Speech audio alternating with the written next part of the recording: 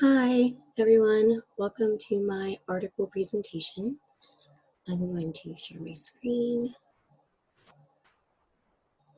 All right, so the article I found on the WSU website was Success with ELLs, Authentic Assessment for ELLs in the ELA Classroom by Margot Deli Carpini that she made in 2009. I know that we have recently talked about authentic assessment, so I thought that this was a very appropriate article to talk about. So the first section of her article really covers the challenges that ELLs face when taking standardized tests. Although there are a multitude, the couple that she mentions are the expectation for them to master language and content simultaneously during these tests. Sometimes it can be very difficult for a student to master one or the other, nonetheless be expected to know both at the same time, especially in a very high pressure situation. They can be unfamiliar with the test format. If it's a state test they've never taken before, or same with the vocabulary. If there's testing vocabulary or content vocabulary that they're unfamiliar with, that can be a hindrance. Language structure differences. I know that in Japan, their language structure is verb noun, not noun verb like English. And so it can be difficult for them to translate certain things because that structure just doesn't exist for them.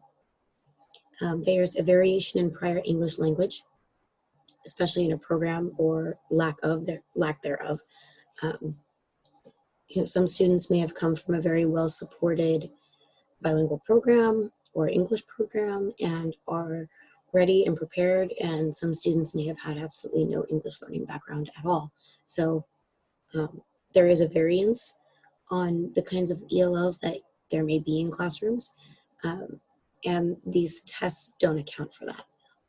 They also do not account for the student's connection to their prior knowledge or their prior experiences or their funds of knowledge, I guess.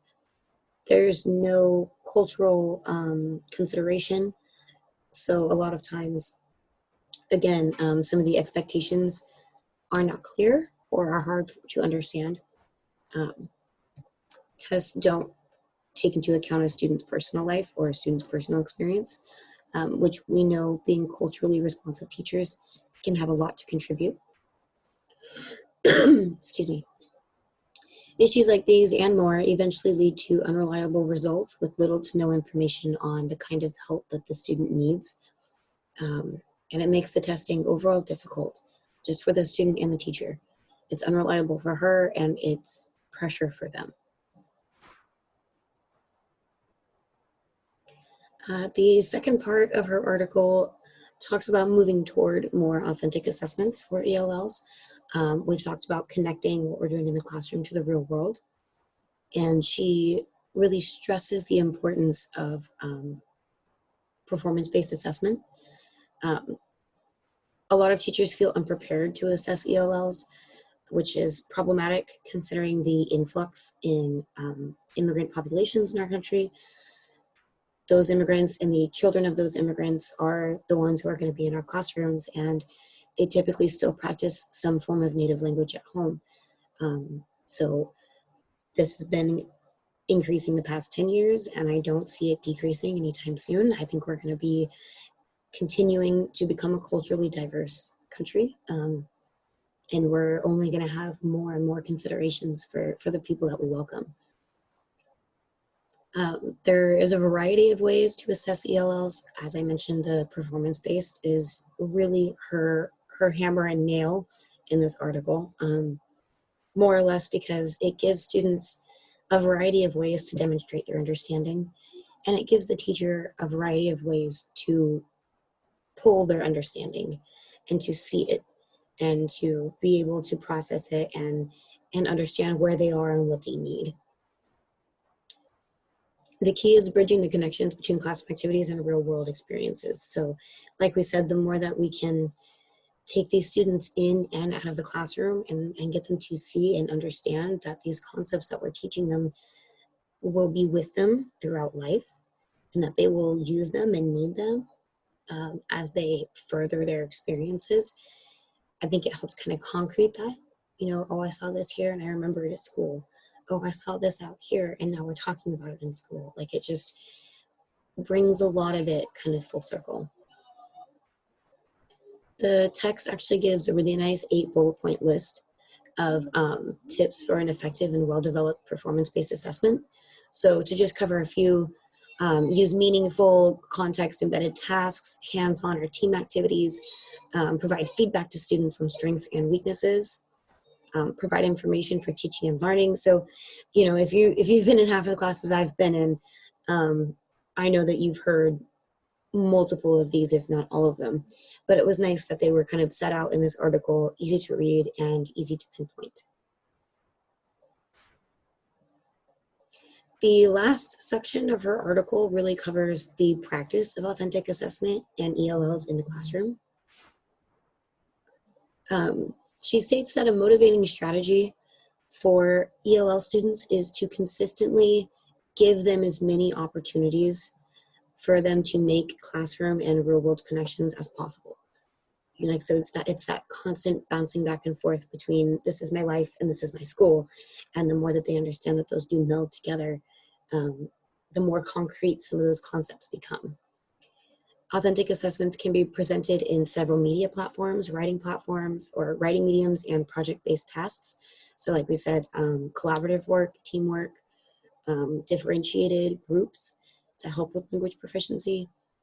Media platforms, you know, use YouTube, use visuals, use Padlet, use fun activities for the kids to help motivate them. Writing mediums, you know, short stories, narratives, nonfiction texts, poems, all of these can be great examples for getting them familiar and acquainted with not only the English language as a whole, but some of the forms of writing in the English language. So to wrap up, when teachers use authentic performance-based assessments, in addition to traditional standardized tests, teachers get a fuller and richer picture of their ELL's abilities, needs, interests, and motivations, which is a much broader view of who our student is and how they're going to best learn and receive information than a standard score. ELLs are more likely to develop real understanding around classroom topics through authentic assessment. They create a circle of improvement where their knowledge increases because of their understanding. And as they realize that they know more, they feel better, their confidence increases.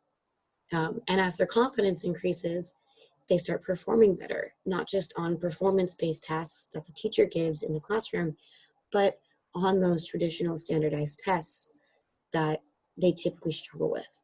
So there are so many benefits to using performance-based assessment and finding other ways to assess our students and their understanding more than just a pencil and a paper and, you know, a score out of 100. And that is the reference and the link for my article. So I'll stop sharing. Thank you guys. I hope this was informative and not entirely boring, and I look forward to watching all of your performance or your article presentations as well. Good night.